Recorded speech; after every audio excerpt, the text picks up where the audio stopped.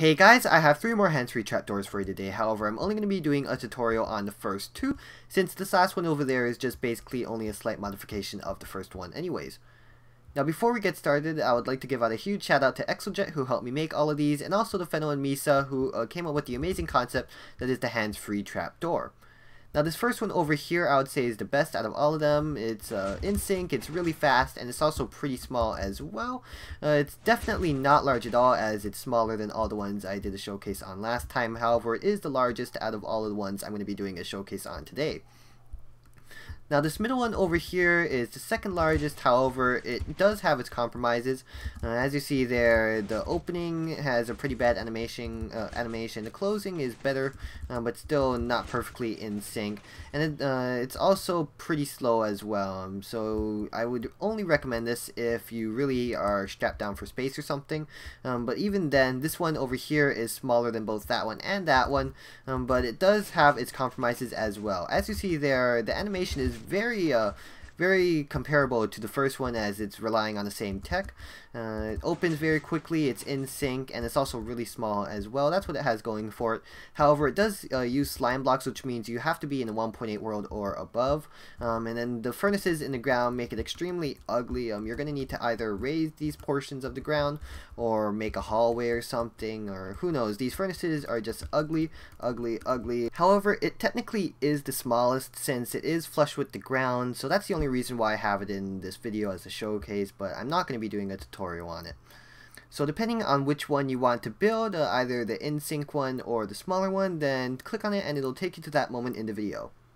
So for the synchronized one, once you find where it's going to be, then it's time to start the layout. So first of all, you want to place 3 sticky pistons on this side just like this, and then do the exact same thing on the other side as well. 1, 2, 3.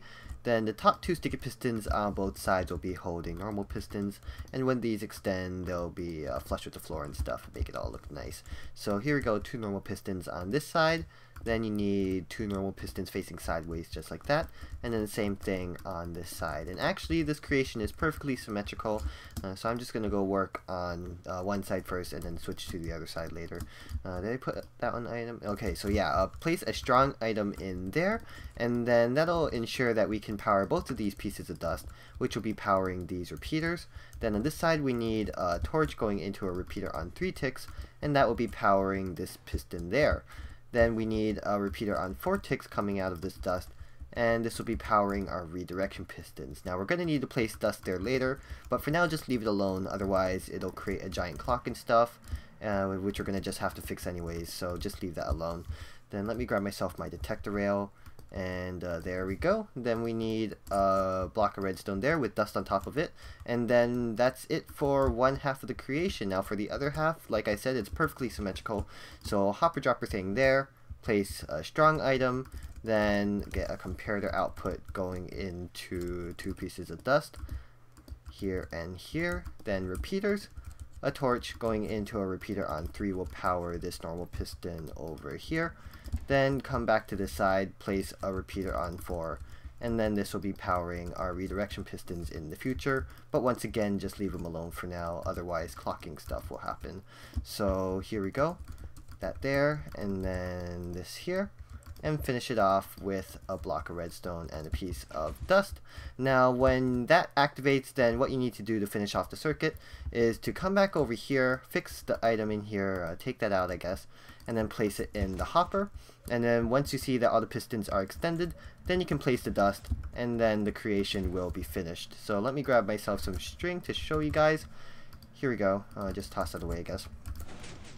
So you'll see that it automatically opens when I place a string, and it'll also automatically open when I walk over it. So that's it for the synchronized version. I hope you guys enjoyed. Now if you want to see the smaller one, then stick around for that. So for the smaller one, once you find where it's going to be, then we could do the piston layout.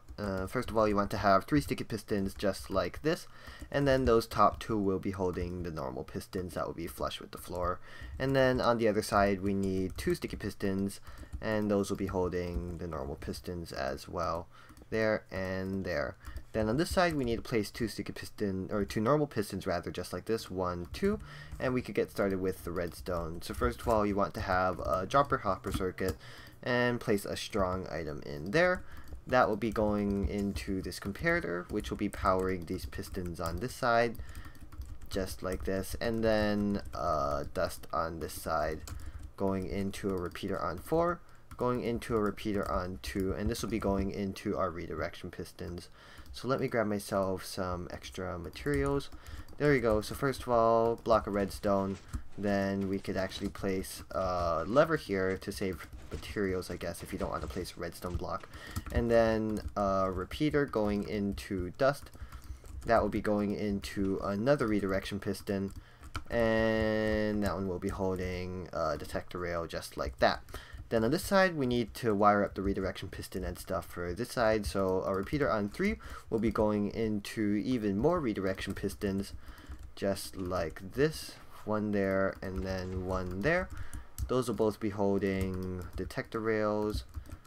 Just gotta make sure that we place blocks there or else they'll pop off. And then we need the dust on this side as well. So dust there, lever there should be good.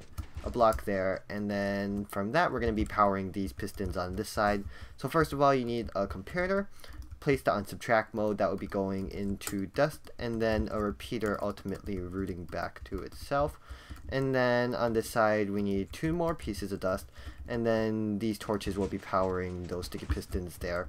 And then finally, to finish it off, we need a minecart that will be powering this. What? No, where am I? Where?